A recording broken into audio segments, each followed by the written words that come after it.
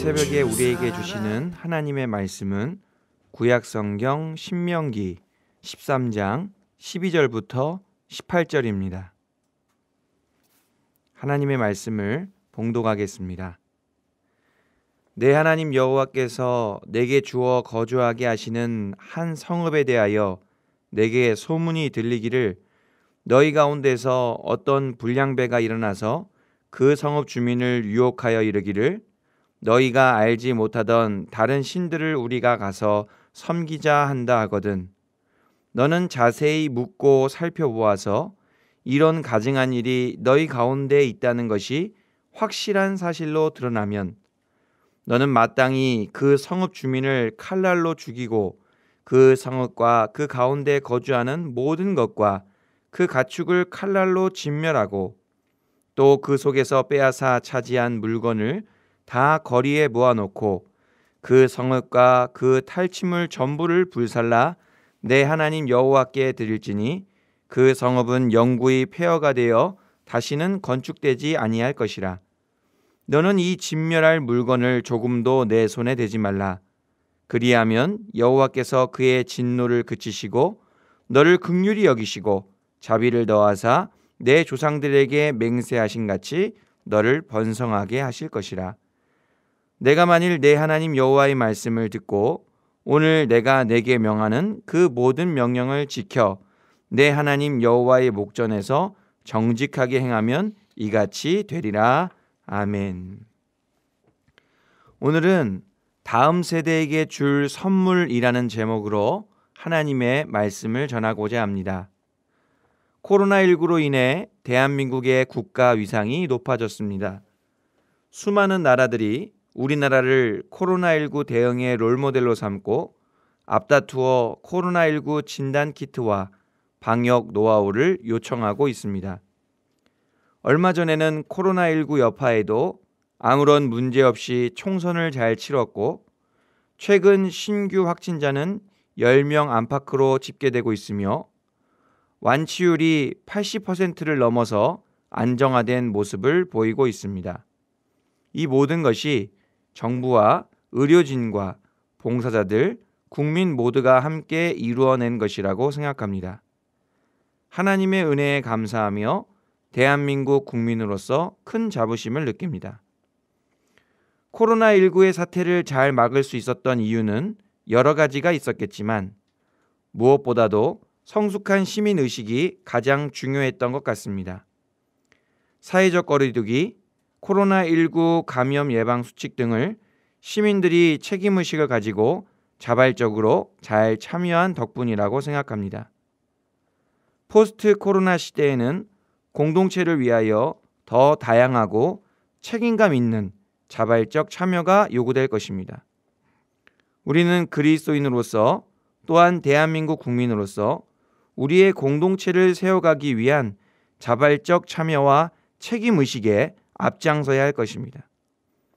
이렇게 모든 사람들이 함께 힘을 합쳐 공동체를 건강하게 세워가는 것은 하나님께서 원하시는 것이기도 합니다. 하나님께서는 가나안 땅에 들어갈 이스라엘 백성에게 십계명을 주시고 그 계명에 입각하여 공동체를 굳건하게 세워갈 것을 말씀하셨습니다. 오늘 본문은 십계명 중 1, 2계명의 우상 숭배와 관련하여 구체적인 실천 사항을 말씀하고 있습니다. 오늘 말씀의 내용은 이렇습니다. 이스라엘 백성이 가나안 땅에 거주할 때 이웃 성읍에서 불량배가 일어나 우상 숭배하자고 유혹한다는 소문이 들리면 그냥 넘어가지 말고 반드시 자세히 묻고 살펴서 확실하게 확인해야 합니다.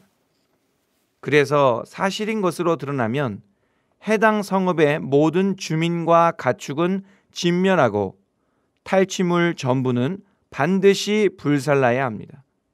그리하면 여호와께서 진노를 그치시고 긍휼과 자비를 더하셔서 번성하게 하신다라고 하셨습니다. 여기에서 우리는 하나님의 마음 두 가지를 생각해 볼 수 있습니다. 첫 번째는 진멸의 대상에 관한 것입니다. 우상 숭배에 직간접적으로 참여한 사람들을 진멸하라는 것이 헤렘법입니다. 히브리어 헤렘은 멸하기로 작정된 것, 금지된 것이라는 뜻입니다. 하나님께서는 가나안 땅에 들어가는 이스라엘 백성에게 헤렘법을 주시면서 가나안 족속을 진멸할 것을 명령하셨습니다. 그것은 이스라엘 백성이 가나안 땅의 우상 숭배에 빠지지 않게 하려는 하나님의 뜻이었습니다. 그러나 이스라엘은 헤렘법에 순종하지 못했고 결국 가나안 족속의 우상 숭배에 참여하게 됩니다. 그렇게 헤렘법에 따르면 가나안 족속은 이스라엘에게 진멸의 대상이었습니다. 그런데 오늘 본문에서는 그 진멸의 대상이 가나안 족속을 넘어서서 이스라엘 백성에게도 적용됨을 알 수 있습니다. 다시 말해 진멸의 대상이 되는 기준은 단순히 가나안 족속이다 아니다가 아니라 우상 숭배였습니다. 우상 숭배를 하면 가나안 족속이든 이스라엘 백성이든 진멸의 대상이 됩니다. 하나님께서는 헤렘법을 가나안 족속과 이스라엘 백성에게 동일하게 적용하기를 원하셨습니다. 이것은 이스라엘 백성이 맹목적인 특권의식을 가져서는 안 되는 것을 의미합니다.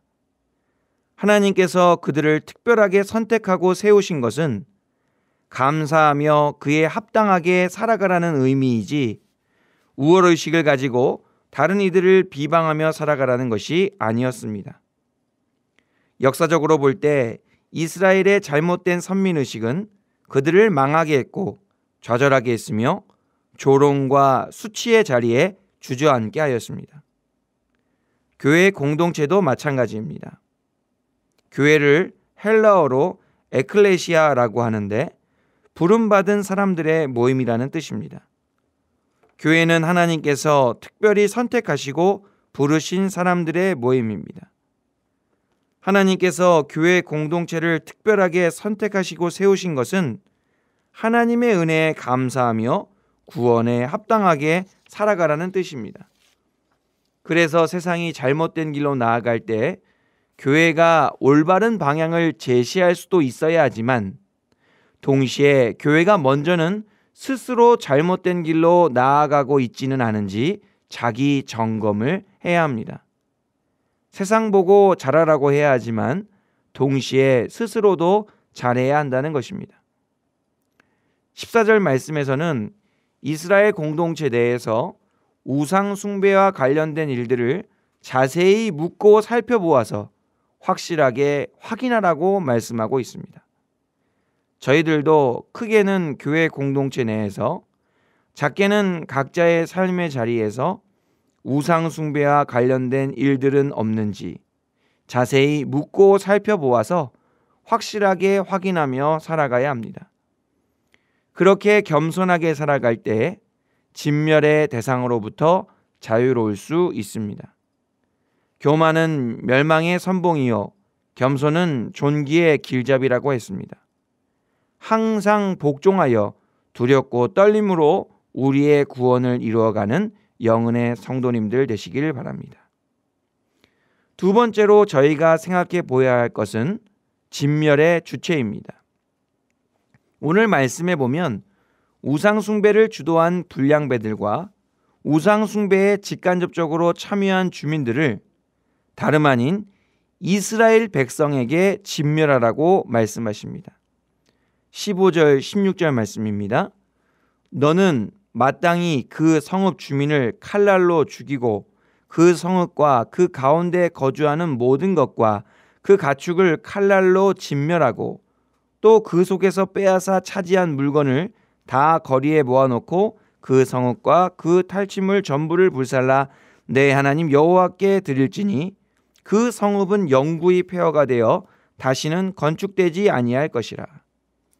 하나님께서는 우상 숭배에 직간접적으로 참여한 이스라엘 백성을 직접 진멸하시겠다고 말씀하시지 않으셨습니다. 자연재해로나 천사들을 통해서 진멸하시겠다고도 하지 않으셨습니다. 우상 숭배에 참여한 이스라엘 백성을 진멸할 주체는 바로 이스라엘 백성이었습니다. 하나님께서는 이스라엘 백성 스스로가 그렇게 자신들의 공동체를 건강하게 바로잡고 굳건하게 세워가기를 원하셨습니다. 이스라엘 백성은 스스로가 견제와 균형의 원리 속에서 자신의 공동체를 세워가야 했습니다. 특정한 몇 사람에 의해서 공동체가 세워져 가는 것이 아니라 모든 사람의 자발적 참여와 책임의식을 통해 공동체를 세우는 것입니다. 그것이 가나안 땅으로 들어가는 이스라엘 공동체에게 바라는 하나님의 뜻이었습니다. 물론 그 과정 가운데에서 어떠한 사심도 있어서는 안 되었습니다. 하나님께서는 공동체를 세우는 공적인 일 가운데 사심을 갖지 못하도록 그 성읍과 그 탈취물 전부를 불살라 하나님께 드리라고 하셨습니다.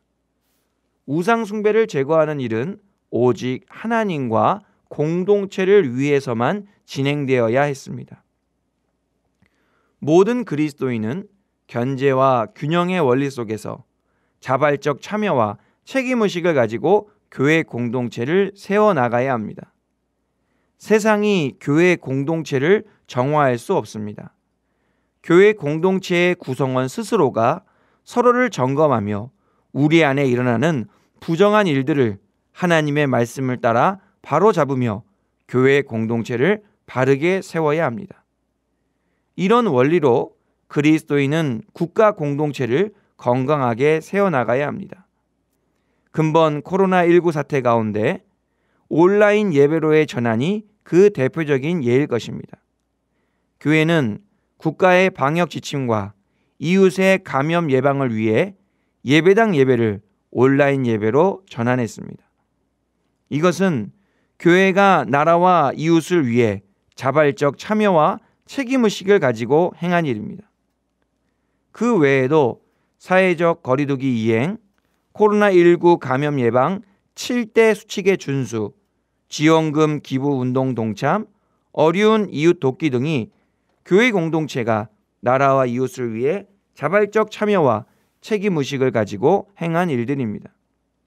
그리스도인은 이런 행동을 통해 교회와 국가 공동체를 건강하고 굳건하게 세워야 합니다. 우리나라는 코로나19의 사태 속에서 전 세계의 모범적인 시민의식을 보여주고 있습니다. 포스트 코로나 시대에도 그리스도인과 교회가 앞장서서 자발적 참여와 책임의식을 통해 모범적인 시민의식을 이끌어 가야 할 것입니다. 그것이 하나님께서 대한민국에서 살아가는 모든 그리스도인과 교회에 바라시는 것입니다. 말씀을 정리하겠습니다. 그리스도인과 교회는 스스로가 진멸의 대상으로부터 항상 자유로울 수 없다는 것을 인지하고 하나님께서 주신 은혜를 특권보다는 책임으로 여기고 하나님의 은혜로 인하여 우월감을 갖기보다는 감사함과 겸손함을 가져야 합니다. 그리고 그리스도인과 교회는 언제나 견제와 균형의 원리 속에서 자발적 참여와 책임의식을 가지고 사심 없이 공동체를 점검하고 바르게 세워가야 합니다. 이 두 가지가 포스트 코로나 시대에도 항상 우리에게 필요합니다. 성숙한 신앙을 가지고 하나님께서 기뻐하시는 공동체, 이웃이 행복한 공동체를 만들어 가는데 귀하게 쓰임 받으시는 영혼의 복된 성도님들이 되시기를 간절히 바랍니다. 오늘은 5월 5일 어린이날입니다. 우리가 사랑하는 다음 세대에게 줄 수 있는 가장 귀한 선물이 무엇일까요? 오늘 말씀에 비추어 보면 성숙한 신앙으로 세운 아름다운 교회 공동체와 성숙한 시민의식으로 세운 자랑스러운 대한민국이 아닐까 싶습니다. 사랑하는 다음 세대에게 하나님의 말씀을 따라 귀한 신앙과 복된 정신 또한 행복한 공동체를 선물하기로 결단하는 은혜로운 오늘 하루가 될 수 있기를 간절히 바랍니다. 기도하겠습니다. 은혜로우신 하나님 아버지 감사합니다. 말씀을 기억하며 하나님께서 기뻐하시는 공동체를 세워나가기를 원합니다. 코로나19로 인하여서 정치, 경제, 사회의 모든 분야에 어려움을 당하는 분들이 많이 있사오니 저희들이 성숙한 신앙과 시민의식을 가지고 잘 해결해 나갈 수 있도록 도와주시옵소서. 포스트 코로나 시대에도 모든 그리스도인과 교회가 스스로를 정결하게 하고 귀하게 쓰임받아 공동체를 바로잡고 세워가는 선한 일에 앞장서게 하여 주시고 다음 세대에게 아름다운 유산을 전하게 하여 주시옵소서. 한국교회와 대한민국을 사랑하시는 예수님의 이름으로 기도하옵나이다. 아멘.